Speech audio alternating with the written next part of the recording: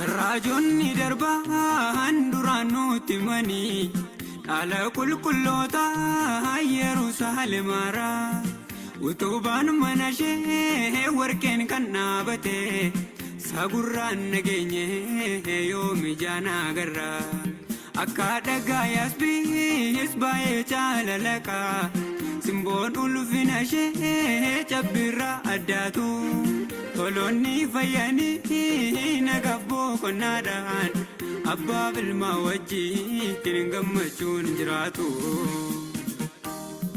Yaadachiiftuu fannoo godaannisa Yesuus tolonni fayyanii malaalchifatu sababii cubbuutiif gubbee mataa isaatii sakoraatti nyaatee dhaqanii daawwatu.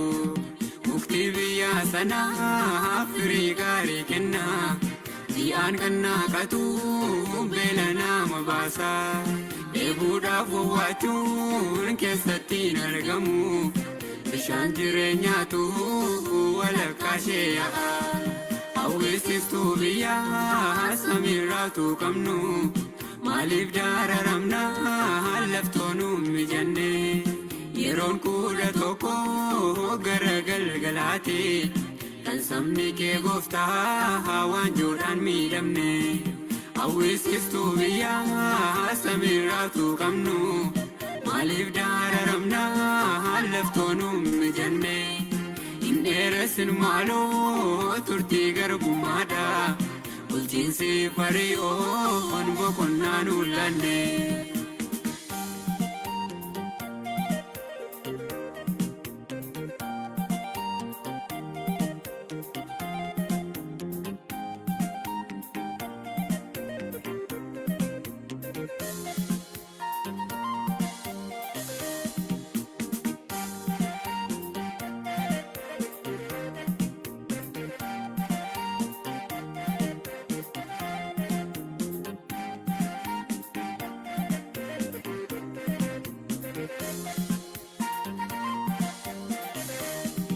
Ijana mootatti mimaan naqame tulluu Si'oon irraa faarfannaaf wal ga'u gadduudhaaf wawwaachuun keessatti hin argamu abbaaf ilmaa wajjin toloonni haasa'u ifaan dimimmisnee magaalatti ibsa kan aduu ukkaamsuuf duumessi hin dandeenye qilleensi faalamee achitti hin argamu yoom dhaqnee boqonnaa Yerusaalem geenye.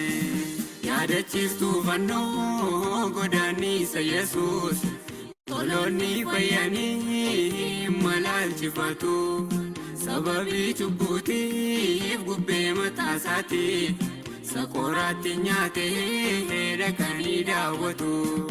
Mukti biyya sanaa firii gaarii kenna ji'aan kan naaqatu beela nama baasa eeguudhaaf wawwaachuun keessatti hin argamu bishaan jireenyaatu walakkaa ishee yaa'a hawwisiiftuu biyya samiirraatu qabnu maaliif daararamna laftoonuu mijanne yeroon kudha tokko gara galgalaati kan sabni kee gooftaa waanjoodhaan miidhamne hawwisiiftuu biyya samiirraatu qabnu maaliif daararamna laftoonuu mijanne hin dheeressin maaloo turtii garbummaadha bulchiinsi Fari'oon boqonnaan ullanne. Akkam bultan akkam oltan haala iddoo jirruuf lafa jiru hunduma keessattuu sana gargaaru waa keenya gaarii goonee galateeffannaa nuuf ganamaa tarii ammoo obboleessa kootiif namoota biraatiif ammootu galgala haala hundumaa keessattuu sana gargaaree yeroo kana fuula isaatti akka argamnu nu gargaare waa keenya guddaa goonee isa galateeffannaa. Har'a mata dureen ganama kana wajjin ilaallu kaleessa galgalallee mata duree tokko laanneetiin turre isallee achumaan akka hordoftaniif affeerraa isiniif godha abdiin keenya inni galateeffamaan nuti eeggataarru maal akka ta'e agarsiif of qabaa yaada mudhii kennaa hidhannee akka deemu qabnu ilaallee ture. Garuu kan ilaalleettiin jennu gowwoomsaa isa guddaa isa jedhudha. Gomsa isa guddaa kana kallattiidhaan macaafa qulqulluurraa lammaffaa Qorontos boqonnaa 11 lakkoofsa 3 maal jedha akkuma warra tamsaasa kallattii hordofaartanii fi akkasumas warra sagantaa hordofaartanii akkuma mul'atu akkuma boofni haxxummaadhaan heewwaniin gowwoomsite yaanni keessanis immoo karaa irraa kaatee Kiristoos isa garaa qulqulluudhaaf of kennitaniif sana irraa garagaltu jedhee sodaadheera jedha Phaawulos. Kaleessa galgala immoo yaada keenya hidhachuu akka qabnu yaadni keenya hidhamu dhugaadhaan jaalalaan Kiristoositti hidhamuu akka qabu laalleerra addallee akka hin dogongorreef immoo of eeggachuu akka qabnu. Dogongorsaa inni dhumaa immoo maal irratti akka ta'e adda badhinaan ilaalla. Garasitti dunseenni garuu kallattiidhaan kadhataan jalqabneetiin jenna. Obboleessi koo beekan kadhata seensaa nuuf godha. Achiin booddee kadhata keenya godhannee sagantaa keenya kallattiidhaan jalqabnaa. Haaluma nu mijjateen fuuldura Waaqayyootti dhiyaanneetiin jenna.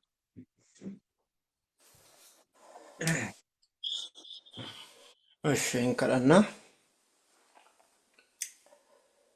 Hundumaa ka dandeettu Waaqayyo abbaa keenya Waaqa mana samaa jirtu Waaqa jaalala addaatiin nu jaalattee gooftaa keenya cubbamoota taanee oduu jirru hamoota taanee oduu jirru nu jaalattee tokkicha ilma kan kee qabdu dabarsitee nuuf kennuudhaan jireenya bara baraa kan nuuf laatte maqaa tokkicha ilma kee maqaa gooftaa Kiristoostiin galanni siif haa ta'u. Abbaa keenya Waaqa mana samaa jirtu kunoo afoo kan kee dhufneerraa yaa gooftaa keenya sirraa barachuuf gara kan kee guddachuuf yaa gooftaa keenya gara guutummaa ilma kan keetti guddachuuf yaa gooftaa keenya afoo kan kee dhufneerraa beekumsas dandeettiis tokkollee hin qabnu yaa gooftaa keenya si abdannee afoo kan kee dhiyaanneerraa yaa gooftaa galgala kana ganama kanatti abbaa keenya si kadhannaa ofii kan keetii dhiyaana ganama galgala kanaaf nu barbaachisu yaa gooftaa keenya nuuf kennitee nyaannee yaa gooftaa keenya akkuma Eeliyaasiin karaa dheeraa deemtaa nyaadhu jedhameen san nullee nyaata hafuuraatiin nu barbaachisaa karaa dheeraa kana deemuudhaaf yaa gooftaa keenya galgala kanatti obboleessa kiyya irra teettee nyaata hafuuraa ka yeroo ergaa hennaa yeroof nu barbaachisu ka dhufa ilma keetiitiif nu qopheessu nu dubbachuun obboleessa kiyya barbaadaa ibiddaatiin arraba isaa tuxxee yaa gooftaa keenya hafuura keetiin isa guuttee wanti inni dubbatu hundumtinu kasirraa madda akka ta'uu danda'uuf obboleessa kiyya waliin ati ta'e. Yaa gooftaa keenya akka keenya irraa darbaa kennaaf si kadhannaa cubbuu keenya hundumaa gooftaa keenya kunoo torbaan guutuu nagaan nu eeddee guyyaa sanbata qulqullaa kanaan nu geetteetta yaa gooftaa keenya sirratti boqannee sirratti rabaafannee yeroo hundumaa yaa gooftaa keenya warra qulqullummaadhaan afoo kan kee deddeebi'u akka ta'uu dandeenyu dhiiga ilma kan keetii ati nu qulqulleessi sagantaa keenya jalqabaa gadhumaa ati to'adhu wanti godhamu hundumtiin ulfina keetiif haa ta'u kana hundaas kadhanna maqaa tokkicha ilma kee maqaa gooftaa Kiristoositiin si kadhannaa ameen.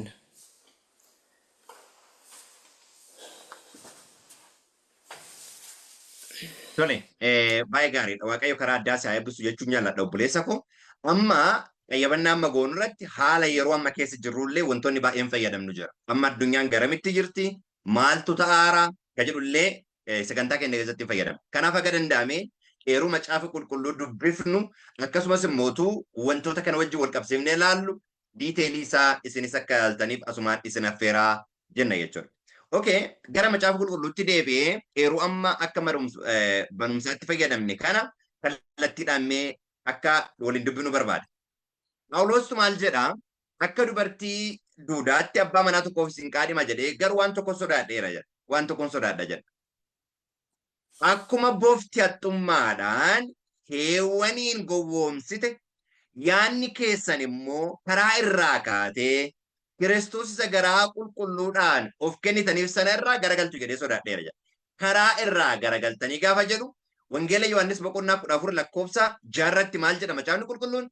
Yesuus deebisee karaan dhugaan jireenyi anaan yoo ta'e malee eenyullee gara abbaan dhaqu jedhee ture Kiristoos. So haxxummaan seexanaa maal godhaa? Karaa kanaarraa nama kaakisa. Fakkeenyaaf heewwaniin maal goote?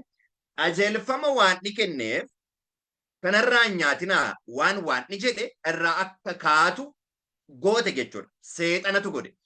Har'allee dubbii Waaqayyoo akka hin dhageenye dubbii Waaqayyoo dhaga'uu dhabuudhaaf inni jalqaba Waaqa dubbii kana kenne beekuu dhabuu irraa madda jechuudha. Gaafa isa dubbii kana kenne beenne gaafa isa dubbii kana kenne beenne isarraan garagallu jechuudha. Kanaaf isarraa garagaltanii jira. Lakkoofsa afurra wanti jiru qayyabannaa guyyaadhaa kennaatiif bu'uuradha. Maal jedhaa? Namni tokko dhufee isa nu isinitti lallabne malee Yesuus kan biraa yoo isinitti lallabe. Okee, hattummaan akka edeniin keessatti ta'ee suni maalidha jechuudha. Muka irra nyaadhaa kana godhaa jechuudhu hin taane Yesuusii kan biraa qabatanii dhufuudha jechuudha. Yesuus kan biraa qabatanii dhufuudha. Yesuus kan biraa qofa miti. Yesuus kan biraa yoo lallabe akkasumas yookiis kanaan dura kan fudhattan malee hafuura kan biraa yoo fudhattan yookiis isa kanaan dura simattan malee wangeela kan biraa yoo simattan calluma jettanii hin dandeessu jechuudha jedha. Okee, baay'ee gaarii. Kanaaf akka Addaamiin fi Hewaan Edeniin keessatti gowwoomfaman ergaan gowwoomsaa bara keenyatti immoo kan dhufu akka Phaawulos asirratti jedhaaru Yesuusii biraa qabatanii dhufuudhaan wangeela kan biraa qabatanii dhufuudhaan akkasumas immoo hafuura kan biraa qabatanii dhufuudhaan jechuudha. Kanaaf akka Phaawulos jedhaarutti Yesuusiin dhugaa Phaawulos lallabe kami? Wangeelli inni dhugaan Phaawulos lallabe kami? Akkasumas immoo fuurri inni dhugaa Phaawulos lallabe kami ka jedhu gabaabseema diiteelii keessa deemuu barbaadu mata duree irratti xiyyeeffachuu barbaade ka biraati waan ta'eef garuu kana diiteelii gabaabseen waan tokko haayilaayitiin godhame. Fakkeenyaaf Yesuusiin inni Phaawulos jedhaaru isa kamidha? Yesuusiin inni biraa jennee kan irraa of eeggachuu qabnu jechuudha. Okee, mee fakkeenyaaf daandii Damasqootti yeroo jalqaba qabame haa laallu. Asitti gaafa qabame lafa dha'ee sagalee Saa'ol maaliif na ari'atta jedhu dhaga'e. Inni immoo eenyu ati yaa gooftaa jedhee sagalichis ana Yesuus kan ati arattuudha jedheen. Okee, amma Yesuus isa inni bare wajjin maal godheera jechuudha. Wal bareera. Gaafa waa'ee isaa lallabu waldaa keessa seenee gaafa waa'ee isaa lallabu inni eenyudha jedhee lallabe. Lakkoofsa 20. Lakkoofsa 20 lallaba jalqabaa isaa maal jedha? Saa'ol ergasii utuu hin turini manneen sagadaa keessatti Yesuus kuni jedheen. Yesuus kuni ilma Waaqayyooti jedha. Kanaaf amma Phaawulos Yesuus kan biraa gaafa jedhu Yesuusiin kuni jennee lallabuu qabna. Inni ilma Waaqayyooti. Akkuma Phaawulos jedhee lallabe nus isa lallabuu qabna. Kanaan ala kan lallabu hundinuu maalidha jechuudha? Yesuusii kan biraati jechuudha. Yesuus kuni jennee kan nuti lallabuu qabnu isa ilma Waaqa jiraataa ta'e sana. Isadha. Duuka buutonni illee maal jedhanii? Wangeela Yohaannis boqonnaa 6 lakkoofsa 69 irratti mirkaneeffanneerra. We believe and are sure that you are Christ, the Son of the living God. Okay, kanaaf amma akkuma duuka buutotaa Phaawulosis exactly eenyu akka isa waame kallattiidhaan baree jalqabe jechuudha. Akkuma eenyu? Akkuma duuka buutotaa Phaawulosis kallattiidhaan eenyutu akka isa waame baree hojii jalqabe jechuudha. Okay, baay'ee gaariidha. Kanaaf gaafa eenyu akka inni ta'u baru inni kun ilma Waaqa jiraataa akka ta'e kan bara. Okay, karaa biraatiin tokkoffaa Xiimotewos gaafa Xiimotewositti dubbatu tokkoffaa Xiimotewos boqonnaa 2 lakkoofsa 5 irratti maal jedhee waa'ee isaa dubbate? Okay, maal jedhaa? Namni hundinuu akka fayyu dhugaa hundumaa beekuu biras akka ga'uun fedha jedhee ka'eeti Waaqayyo tokkocha inni gidduu dhaabatee Waaqayyo nama walitti fidu tokkocha innis nama kan ta'e Yesuus Kiristoos. Okay, inni ilma Waaqaa ture kun maal ta'eera jedheen? Nama ta'eera. Isa nama ta'eera jedhee maal godheera? Dabarseera jechuudha. Pointi lammaffaan. Inni biraa immoo Qolaasiyaas boqonnaa 1 lakkoofsa 15 irratti maal jedhee dubbateetiin jedhee uumama hundumaa dura maal godhe jedhe? Dhalate jedhe. Kana jechuu isaatiin inni Waaqayyo wajjin maal akka inni qabu dubbate? Eenyummaa tokkocha akka qabu dubbateetiin jedhe jechuudha. Waaqummaa akka abbaa akka inni qabu lafa nuu kaa'eetiin jedhe jechuudha. Kana maal jedheef Kiristoos bifa Waaqayyoon ijaan hin argamne ittiin namatti mul'atudha. Uumama hundumaa dura dhalate. Kana jechuun waaqummaa akka abbaa wajjin tokkocha qabudha. Kanaaf Yesuusii kan bira gaafa jenne isa dhugama ilma Waaqayyoo hin taane. Isa dhugamaan ilma Waaqayyoo hin taane gaafa namni nutti lallabe inni kun Yesuusii isa macaafa qulqulluuti miti. Isa kana jedhee isa Phaawulos dubbate miti. Ergaa kana ilaalaarra waan ta'eef. Okay, inni lammaffaan immoo isa abbaa irraa dhalate isa waaqummaa akka abbaa qabu jechuudha. Kanaaf inni uumamaadhaan inni jedhullee dogongora sobaati. Inni abbaa irraa dhalanne illee ka jedhu barumsa dogongoraati. Inni uumame ka jedhullee barumsa dogongoraati. Inni hin uumamne uumaadha. Abbaa wajjin tokkocha abbaa irraa ka dhalate waaqummaa akka abbaa ka qabudha. Okay, isa kanadha jechuudha Phaawulos kan inni lallabe. Okay, inni biraa mootu wangeela ka biraa. Wangeela ammoo wangeelli maalidha? Wangeelli inni macaan qulqulluun Roome irratti wangeela Waaqayyoo jedha. Marqos boqonnaa tokko lakkoofsa tokko irratti mootu wangeela Yesuusii jedha. Wangeelli Waaqayyoo ilma isaati. Wangeelli ilma isaa nutti lallabe mootu jireenya isaati. Wangeelli maalidha? Oduu gammachuuti waan ta'eef jechuudha. Okay. Wangeela akkanatti gabaasa Phaawulos. Wangeelli inni dhugaa macaafa qulqulluu. Okay. Asirra maal jedhaa? Waaqayyo gara haadha kootii jalqabee na fo'achuutti ayyaana isaatiin na waamutti gammade. Yeroo ofiisaa jaallatetti warra saba isaa hin ta'in gidduutti isuma wangeela godhe akka lallabuu fi ilma isaa kana yommuu anatti mul'ise kan duraan dursee mareedhaaf gara nama foon uffatee maal hin goone? Hin Kanaaf wangeelli ilma Waaqayyooti jechuudha. Ilma isaa kana yommuu anatti mul'ise jedha. Isuma maal akka godhuuf? Wangeela godhee akka lallabuuf. Kanaaf wangeelli Phaawulos dubbataaru ilma Waaqayyooti. Kanaaf amma ilma Waaqayyootiin ala akka jiru wangeelaa miti jechuudha. Karaa biraatiin Maatiyus boqonnaa 24 lakkoofsa 14 irratti wangeelli mootummaa kun addunyaatti lallabamaa achiin booddee maaltu dhufa jedha? Xumuratu dhufa jedha. Xumuratu dhufa jedha. Amma addunyaatti kan lallabamu ilma Waaqayyooti. Ilma Waaqayyoo gaafa beenne mootu ilma Waaqayyootu Waaqayyoon nutti mul'isa jechuudha. Abbaa kan nutti mul'ise sana. Kanaaf nama ilma Waaqayyoo beekutu Waaqa dhugaa beeka jechuudha. Amma of eeggannaan gowwoomsaa mata duree keenya irratti jenne kana booddee maal irratti akka xiyyeeffachuuf deemu haala yeroo wajjin wal qabsiisuu barbaada waan ta'eef fookasiidhaan aadaa akka hordoftan barbaada. Okay, lammaffaa hafuura kan biraa. Hafuura kan biraa gaafa jedhu Phaawulosi hafuurri inni dhugaan Phaawulos barsiise maalidha? Ka Phaawulos ofii hubatee barsiise maalidha? Tokkoffaa Qorontos boqonnaa 2 lakkoofsa 11 irraa sagalirraa Waaqayyo waan dhokataa wanta Waaqayyo nu qopheesse ijji namaan argine gurri namaan dhagenne sammuun namaallee biraan ba'uu hin danda'u jedha. Lamarratti Waaqayyo garuu waan dhokataa kana hafuura qulqulluudhaan Ingilifsaa kana maal jedhaa? Hafuura qulqulluudhaan kan jedhu kana but God has revealed them unto us by his spirit jedha. Maal isaatiin? Hafuura isaatiin kana hundumaa nutti jedha. Okay. Hafuura kana akkamitti hubate Phaawulos? Waan yaada namaa keessa jiru hafuuruma namicha keessa jirutu beeka malee namni biraa beekuu hin danda'u.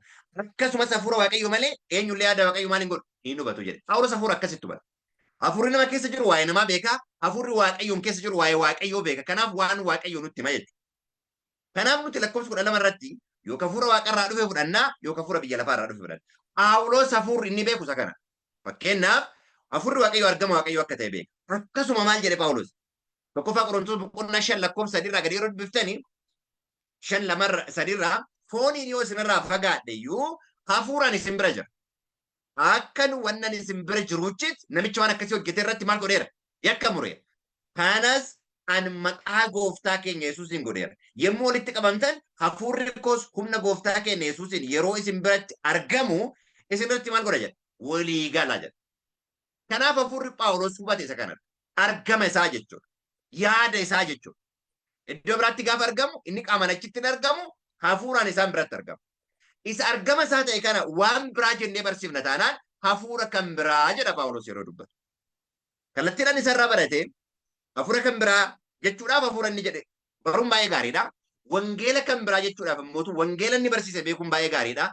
Kiristoosii kan biraa jechuudhaaf immoo kiristoosiin inni barsiise kamidha jedhanii beekuun baay'ee gaariidha. Okey baay'ee yaada baay'ee murteessaadha.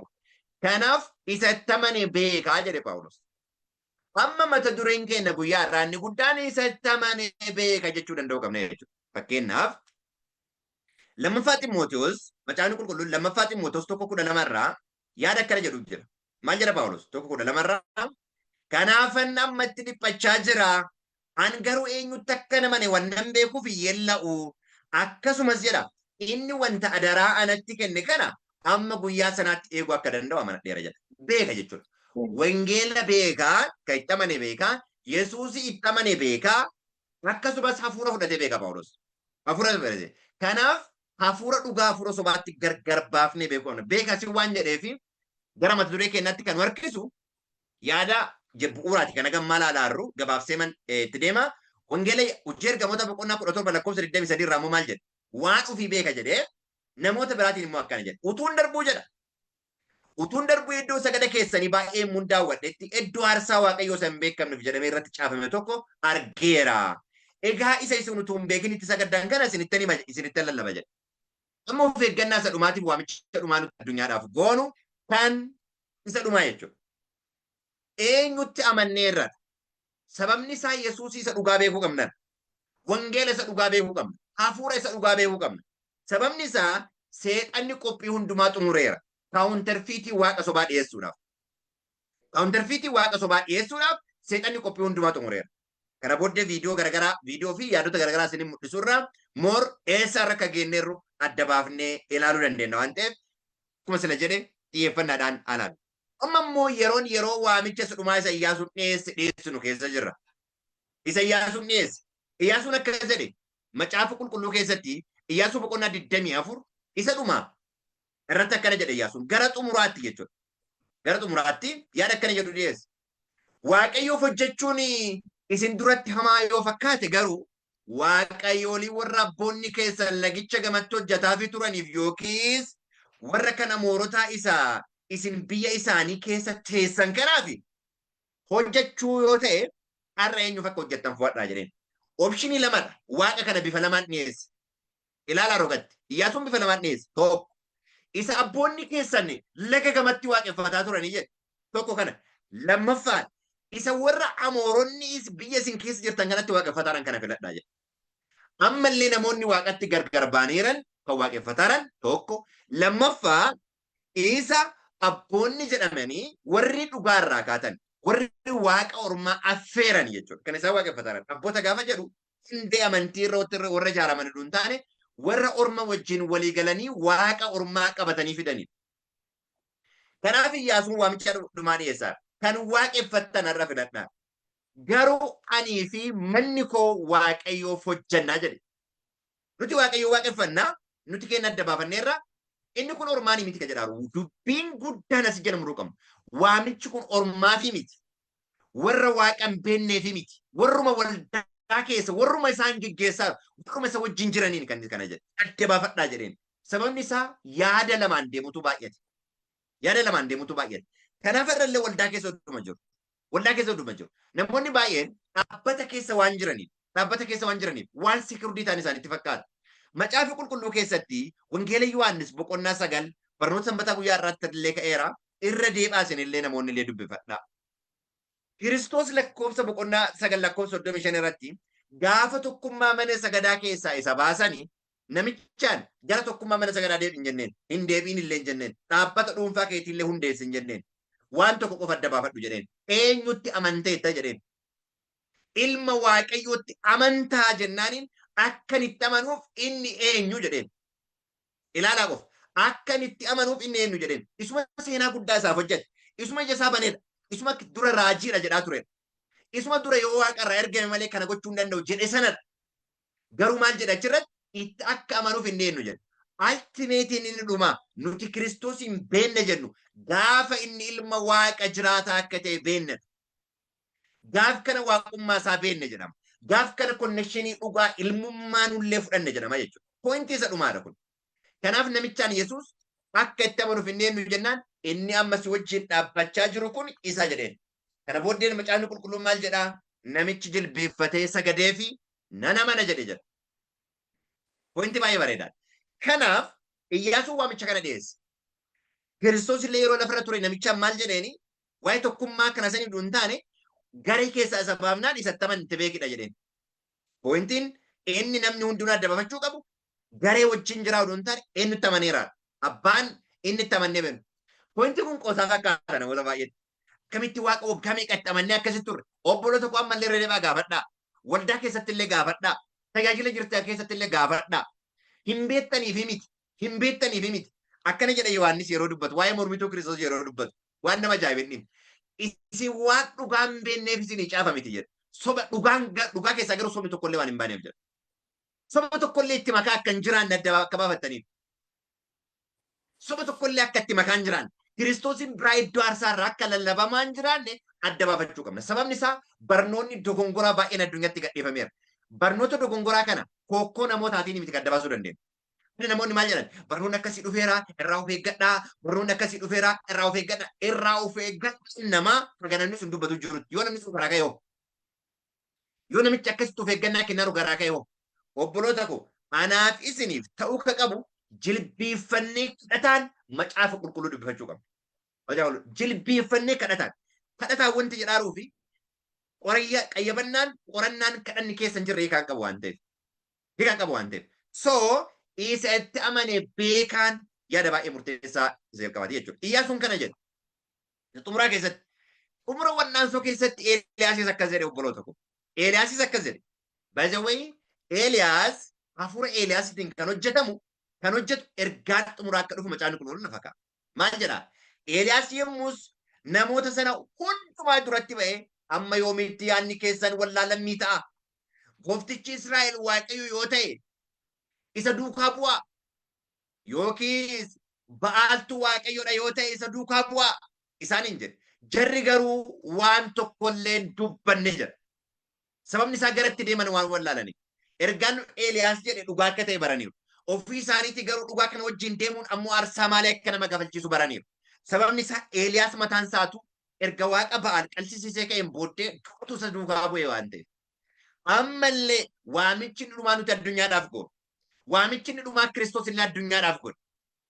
Duuka buutotaaf of eeggannaan dhumaa inni kenneef isa kanadha. Akkana jedhe macaafa qulqulluu irratti. Yesuus itti fufee ani kana hundumaa karaa irraa akkan gufanneef isinitti hime. Manneen sagadaa isaanii keessaa isin baasu. Caalaa dhumatti yeroo itti isin ajjeesanii dhufa. Yeroo Iyyaasuun akkas jedhu gareen isa wajjin jiru baay'een faallaa Iyyaasuu akka ta'e beekamaadha. Yeroo Eeliyaas akkas jedhu gareen Eeliyaas wajjin jiru baay'een isaa faallaa akka ta'e beekamaadha. Gaafa dargaggeessi tokkochi Kiristoos wajjin hafu baay'een isaanii geggeessonni mataan isaanii faallaa akka ta'e beekamaadha. Kaayyoon Kiristoos inni guddaan garuu isatti amanne akka beeknudha. Ammallee akkas jedhin duuka buutotaan. Manneen sagadaa isaanii keessaa isin baasu. Caalaa dhumatti yeroo isin ajjeesanii dhufa. Namoonni yoo isin ajjeesan Waaqayyoof waan hojjetan isaatti fakkaata.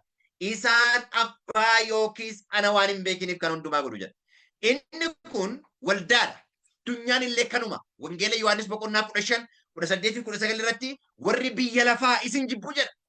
Lakkoofsa 24 irratti immoo anas abbaa koo isin jibbanii jedha. Obboloota koo isatti amanne adda baafnee beekuun baay'ee murteessaadha. Yeroo isa dhumaati kun waamicha isa dhumaa addunyaadhaaf godhamuu qabudha. Yesuusis dhugaa yoo beekne abbaa beekna obboloota koo. Kanaaf macaafni qulqulluun wangeela Yohaannis boqonnaa 1 lakkoofsa 18 irratti namni takkaa Waaqayyoon hin argine ilma tokkocha isa abbaa bukkee turutti waa'ee isaa hiikee beeksise jedha. Wangeela Maatiyos boqonnaa 11:27 irratti immoo abbaa malee ilma ka beeku hin jiru, ilma malee warra ilmitti mul'isuu barbaadu malee abbaa ka beeku hin jiru jedha. Yesuus isa dhugaa yoo beekne Waaqa dhugaa beekna. Yesuus isa an karaadha dhugaadha jireenya jedhetu abbaa isaatiin si Waaqa tokkocha isa dhugaa isatti ergite gooftaa Yesuus Kiristoosin beekuun jireenya bara baraati jedha. So obboloota koo garee keessa jiru adda baafnee beekachuu qabna. Yohaannis ergaa isaa keessatti gaafa dubbatu ergaa Yohaannis 1 boqonnaa 2 lakkoofsa 19 irratti isaan nu keessaa bayan malee kan keenya miti. Nu keessaa gaafa bayan nu wajjiniin akka hin turre haa mul'atu nu keessaa baanii jedha. Gareen kun kamidha? Ergaa Yohaannis 1:1 irra kan jirudha. Gareen inni dhugaa. Isin nu wajjin tokkummaa akka qabaattaniif isa argineef isa dhageenya isinitti himna. Tokkummaan keenya immoo jedha abbaadha wajjin ilma isaa Yesuus Kiristoos wajjin jedha. Kanaaf waamichi inni dhumaa isa kanadha. Kanaan ala barumsi jiru summii baadhatee deema jechuudha. Summii baadhatee deema jechuudha. Okay, ergaa dhumaa tokko dubbiseen viidiyoo yookaan barreeffama lamaan tokkiin isinitti agarsiiseen amma addunyaan garamitti akka deemaattu akka quba qabaannuuf qofa jechuudha. Ergaa Yohaannis 1 boqonnaa 5 lakkoofsa 20 irraa ilmi Waaqayyoo dhufee isa dhugaa sana baruudhaaf hubannaa akka nuuf kenne nuyi beekna jedha. Isa dhugaa sana beekuudhaaf hubannaa akka nuuf kenne nuyi beekna. Inni dhugaan inni nu hubachiise eenyudha? Abbaa isaati. Ilmi dhufe ilma isaati. Kanaaf nuyi isa dhugaa sana keessa ilma isaa Yesuus Kiristoos keessas maal goona jedha? In jiraannaa jedha. Nuyi isa dhugaa sana keessa ilma isaa Yesuus Kiristoos keessa in jiraannaa. Waaqayyoon inni dhugaa jireenyi bara baraa isa kana erga jedhee ka'een booddee yaa ijoollee koo Waaqayyoolii tolfaman irraa of eeggadha. Obboloota koo isa sila kaleessa dheengaddaa akka waldaatti akka dhaabbataatti deemaa jiru hin taane amma immoo akka addunyaatti akka mootummaatti waamichatu godhamaa. Waamicha maalii? Waamicha gara waaqa tokko waaqatti deebina jedhu. Garuu waaqa isa kamidha ka jedhu of eeggannaadhaan waan laaluu qabnudha jechuudha. Fakkeenyaaf dhiyeenya kana White House irraa waan bahe tokkoon isinitti agarsiisa. Asirratti maal jedhaniiru? This is February 5. Kun White House dha kan dhiyaate jechuudha. Maal jedhanii? To be a great nation, Ameerikaadha. To be a great nation, biyya guddatte ta'uudhaaf, you have to have a religion. amantii qabaachuu qabda. Amantii kamiin? Amantiin keenya garuu amantii Yesuus Kiristoosiin. Okay, kun religioniin kun amantaadha. You have to have what? Faith. Faith. Amantiin nuti qabnu amantii Yesuus Kiristoosiin. Isa Kiristoos Waaqayyotti amanaa, kanattis amanaa jedhe sana. Isan waldaa koo inni dhaabbata religion jennu kun illee waldaa isa eenyu Yesuus ati jennaaniin qulqulluu ilma eenyuti? Ilma Waaqa jiraataati. Hundee sanidha kan dhaabatu. You have to have God. Maal gochuu qabda? Waaqa qabaachuu qabda. You have to have a God. Okay, good. Waaqa qabaachuu rakkina hin qabu. Rakkinni guddaan jiru garuu Waaqa kamiin? Waaqa kamiin? Waaqa isa macaafa qulqulluuti moodha. Waaqa isa namoonni walii galteedhaan kireetii godhanidha. Okay, kanuma wajjin wal qabatee waan inni jedhaan kun ammootu dura achi dura jechuudha. Guyyaa saniin dura oduunni kana hin jenneen dura akka mul'ataatti fakkeeffamee artikuleetii ta'ee namichi dhugaa mul'ata argee hin beennu Fox News irratti garuu waan namni ho'i dubbateerutu jira. Akka seeraan haasofsiisanii jechuudha. Mee isa isin haa dhageessisu amma immoo. Kun Fox News'dha. Fox News jechuudha mootu niwusii baay'ee guddaadha. Meeqa obboleessi koo Ameerikaa jira waan ta'eef garee isaanii illee adda baasee beekaa waa'ee garee isaanii jennu mee haa dhageeffannu. Yaada isaa takka takkaan diqqoosii isiniif kaasaan deema. Mee haa dhageeffannu yaada isaa. Hockey game turned into a life and death moment when a player collapsed on the ice. Billy Garoffa's heart stopped and doctors say he was legally dead. Namichi kun cabbiidhaan fudhatamee ture. Cabbii keessatti kufee onneen isaa gad dhaabachuu duratti maal godhee ture? Of wallaalee ture. Isheen jiraattu jechuudha. Of wallaalee ture. Then 16 minutes. What he experienced next changed his faith forever. Billy Garoffa joins me now. Billy, you said you achiin booddee garuu erga wallaalee egaa fudhajaa akkasii wallaalee ka'een booddee waan amantii isaa bara baraan jijjiiru wayii argee. What is that? prayed with the guys on the ice that day, something you hadn't done before because you had sort of a sense of foreboding. What happened when you died? Your heart stopped for 16 minutes. Namicha kun ajaa'af onneen kee dhaabatee ture yeroo duute san maal argiteedha kan isin jedhaattu namichaan. Namichi arge kanadha. Namicha kanadha. Mee waan inni argeef isa gaafataatti. Duutee turtee daqiiqaa kudha jahaaf jettee beeka akkasii daqiiqaa kudha jahaaf dhaabatee kudha jahaaf jettee turtee mee maaltu mul'atee jedhaatti achiin booda. Yeah, I was on the ice. I don't really remember much, but I do know that my heart went into VFib and I just collapsed on the ice. But to me, I never felt like I died. Okay, waan yaada lama kaase amma namichuma fayyada. Waan ta'ee garuu waan hin godhu yaa ture. Rogatti hin beeku jedhaa ture. Rogatti hin beeku jedhee ka'ee hin beekaa dhiyeesse amma. Waan ta'ee garuu rogatti hin beeku kollapsi ta'een ture. Achiin booddee garuu maal ta'eera kan inni jedhaaru waan ekspiriyaansii ajaa'ibaa keessa seene jedhaaru. Mee achiin booddee waan isaa kun nama ilaala. I was standing in the light. I was standing with God, and I felt more alive than I ever had before. And when I say that felt more real than this right now, it did.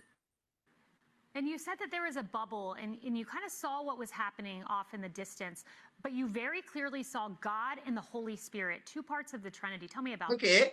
Namichi maal jedhaara ifa keessa deddeebi'aa ture, ifa keessan ture, qamma laalu kanatti hin turre, bakka waan addaati kanan argee, waaqa wajjin ture. In argee jedhaa. Isin immoo maal jedhaattiini waan inni kanaan dura jedheedha kasiin interview godhaatu. Eeyya dhugaadha waan adda argite.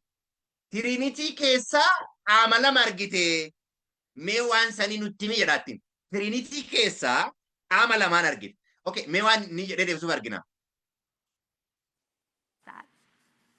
Yeah, so I felt God speaking to me, and He was telling me that the two most important commandments with Jesus.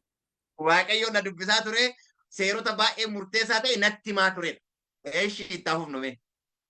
He asked me, what did Jesus say about the most important commandment? And that was to love your God with all your mind, all your soul, and all your heart, and love your neighbor as yourself. And when he said that, everything absolutely made sense, and it made everything so simple, but yet we make it so hard sometimes. And then I felt the Holy Spirit on my shoulder, just leading me back to where the bubble was, just outside the light. And Okay, amma immoo Waaqayyo si abboomii lamaan natti himee waaqa garaa kee guutuudhaan jaalladhu ka jedhuu fi obboleessi kee akka mataa keetti jaaladhu naan jedhe dubbiin kun baay'ee namatti tokko isa Kiristoos jedheedha. Yeroo kana ammoo hafuurri qulqulluun gateettii koorra ture. Achiin booddee chikara aayisii kanaan ala ta'e babili jechuun waan akka oomacha jedhanii akkasii beeka. Yaa garasitti aayisiin ala jira garasitti nageessee jedhaa. Eenyutu geggeessaa naani hafuura qulqulluu kan jedhamu kana jechuudha. Eessarra jira? Shoulderii isaarra kan jiru. Okay. Anyway, let me go ahead. As I walked, this amazing light, which I can't even describe to anybody because it would be like trying to describe the color blue to a blind man that's never seen. And when I was walking back, the shadow just dropped away and the bubble illuminated. And I knew it was the Holy Spirit without a doubt leading me back to my body. And when I saw my body, no, sorry, go ahead. No. When you saw your body, what was that? When I saw my body, I didn't even recognize it was me because nothing else mattered at that moment. But when I did recognize it was me, that's when I woke up. You woke up and you grappled a little bit after this and you asked where was Jesus and you prayed to Jesus and you asked where he was because you saw two parts of the Trinity. What happened after that? Well, I was given books and everybody that has had. Kalamaan kan argiteen booddee Yesuusin kadhattee turte yaadota jiru jidduutti yoon raachiin akka keessaa ba'edha kan dubbataaru. Achiin booda Yesuusin kadhattee jedhaattiin waa'ee Yesuus irratti ammoo ka jedhu waa kaaftee jechuudha. Qaama lammaffaa sadan tokkummaa ka jedhanii jechuudha. An afterlife experience. Not everybody, but most people have seen Jesus. And I asked Jesus, where were you? And like a while after the incident, I had a vision. It was just in my prayer time in the morning. I woke up, I was just laying in bed and you know how you kind of sit there and dream a little. And God really brought me back to that moment. And when I was sitting there, looking at the bubble, I could see through the bubble and I saw Jesus. Dhumaan barbaade isa kanadha. Kanaan maal jedhaara? Chimbooddee deebi'ee yaadaan garamitti deebi'ee jedhaara. Erga lafaa ka'ee ubbaree ka'een booddee yaadaan deebi'ee gara yeroo moomentii waan kan argeetti na deebisee. Gaafa achitti deebi'eetiin jedhu Yesuus immoo maal keessatti arge jedhaara? Gara ala ka jiru san babilii. Babiliin ala maal jennee turre aayisii kanaan ala jira jenne. Gara aayisii kana ala jiru babilii kanatti nageessa achi keessatti immoo Yesuus arge jedha. Kana jechuun waaqa mee arge? Waaqa sadii. Waaqa sadii arge. Waaqa sadii arge. Adda keessaanuu waldaan keessa dhalannee guddanne waaqa sadii akkasitti jettee gabarsiisaadha. Kanaaf exactly isa wajjin machii godha jechuudha. Waa'ee garaagaraa. Isa dubbisaa ture Waaqayyo abbaadha. Kiristoos hafuurri qulqulluun ammootu shoolderri isaarra taa'ee mee garasi gara hoomachaatti isa geesse yoo erga ka'ee ka'een booddee deebi'ee yaadatee gara deebi'ammuutu hoomacha kana keessa eenyuun arge jedhaara? Yesuusin. Have you seen how addunyaan pireetii gootee waaqa biraa gaafa sammuu namaa keessatti gootu bifa amma ammoo mul'ataan arginee akka jedhaniif. Maal jedhama caanni qulqulluun? Ibidda samii irraa gabuusuutti maal eeggatu jedha? Dinqii gurguddaa hojjeteera. Deceptioniin inni guddaan inni bu'uuraa keessaa inni tokko isa kanadha. Nuuf waaqayyo tokkochatu jira. Nu waaqa sadii waaqa garagaraa teessoo garagaraa taa'u hin qabnu. Waaqa tokkocha qabna. Macaanni qulqulluun kan jedhu. Phaawulos illee akka isin hin dogongorsineef of eeggadhaa akka bufattiin isin dogongorse yookaan ittiin bufattiin dogongorsan isin akka hin dogongorreef gaafa jedhu waaqa akkanatti ka'a. Nuuf garuu waaqayyoo tokkochatu jira. Innis abbaa isa waan hundumaa uume isa nuyi maqaa isaatiif jiraannu akkasumas gooftaa tokkochatu jira. Innis Yesuus Kiristoos isa wanti hundinuu ittiin uumamedha jedha. Kanaaf nu waaqa tokkocha qabna. Waaqa tokkocha kana ergaa gara Titootti gaafa barreessu gooftaa tokkochatu jira jedhee dubbateera. Titoo irratti gaafa dubbatu immoo akkana jedha. Waaqayyo hojii nuyi qajeelummaadhaan hojjenneef utuu hin ta'in akka araara isaatiitti dhiqannaa lammaffaa dhalachuutiin haaressuu hafuura qulqulluutiin nu fayyise. Hafuurichis isa inni karaa Yesuus Kiristoos fayyisaa kennaa arjummaadhaan nurratti dhangalaaseedha jedha. Karaa ilma isaa nurratti dhangalaase. Nutis immoo hafuuruma kanaan karaa Yesuusii akka itti abbaa bira geenyu qabna. Fannoo irratti du'uudhaan gosa lamaanuu akka dhagna tokkotti waaqayyotti araarsuudhaaf ofii isaatii diinummaa balleesse. Inni dhufee isin warra fagoo turanitti isaan warra dhiyoo turanittis misiraachoo nagaa lallabe. Nuyi lamaanuu hafuuruma tokkoon karaa isaa akka itti abbaa bira geenyu qabna jedha. Kanaaf Yesuus Kiristoos karaadha, dhugaadha, jireenya gaafa jennu abbaan karaa ilma isaa hafuura qulqulluun irratti dhangalaase nullee hafuuruma kanaan karaa ilma isaa akka itti abbaa bira geenyu qabna. Full gospeliin isa kanadha. Kanaaf dhugaa kanarraa akkuma heewwan gowwoomtee dhugaarraa kaate akka dogongorree dhugaarraan kaaneef waaqayyo hunduma kennayyuu nu haa gargaaru yeroon dhumaa dhufeera waaqni inni sobaa inni kaleessa sobaa waldaa keessatti barsiifamaa ture amma immoo waaqa mootummaa yoo ta'e waaqni mootummaa dhufee waaqa amantii addunyaa wajjin gaafa walii gale waaqa kanatu addunyaatti amantii guutuu irratti beeksifama jechuudha. Itti aansika jiru guyyaa waaqni dhugaa adda baafatee fi waaqni kun adda baafateetu addunyaatti poromootii ta'a. Inni jalqabaa waaqa dhugaati. Sanbata guyyaa torbaffaa eebbisee qulqulleessee saba isaatiif kan kenne. Inni kun ammoo kan namni kireetii godhan sanbata illee wajjinumaan kireetii godhan. Sanbata illee wajjinumaan kireetii kan godhanidha jechuudha. Kanaaf amma yeroo dhiyootti waaqa mootummaa ta'a achiin booddee addunyaan guutuun tokko taatee ambereellaa tokkocha jalatti addunyaa guutuu gara dhumaatti oofti jechuudha. Kanaaf isatti amane beeka. Isatti amane beeka. Inni Kiristoos jedhee amma yeroon wangeela Yohaannis boqonnaa 16:3 ni jiru. Fulfildi yeroo ta'u duuka butoota irratti fulfildi ta'eera. Amma illee nurratti illee fulfildi ta'a jechuudha. Ani eenyu akka ta'e beektanii yoo natti amanuu baattan cubbuu keessaniin duutu inni jedhu proclamation isa dhumaa addunyaatti lallabnudha jechuudha. Dhugaa kanaan dhaabannee warra seenaa lafa xumuran akka taanu waaqayyo kan nageenya nuuf haa eebbisu. Eebbifamaa hundumti keessanuu jecha kadhata godhannee sagantaa ammaaf qabnu goolamna.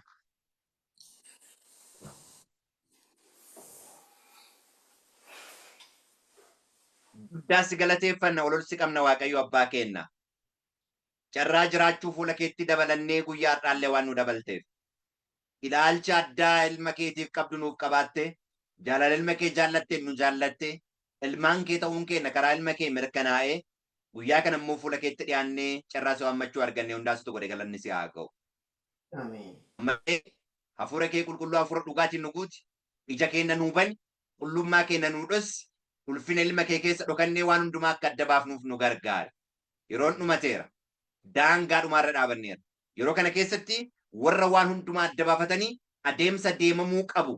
Ciminaan sodaa malee deeman akka taanuuf waaqarraa nu gargaari. Fedha kee raawwadhu. Ofii keenyattis diinattis dabarsee nuun kennin. Kana hundumaan gootaa ulfaadhu. Maqaa tokkocha ilma keessattiin biyya lafaa jaalattees kadhanna yaa abbaa. Ameen.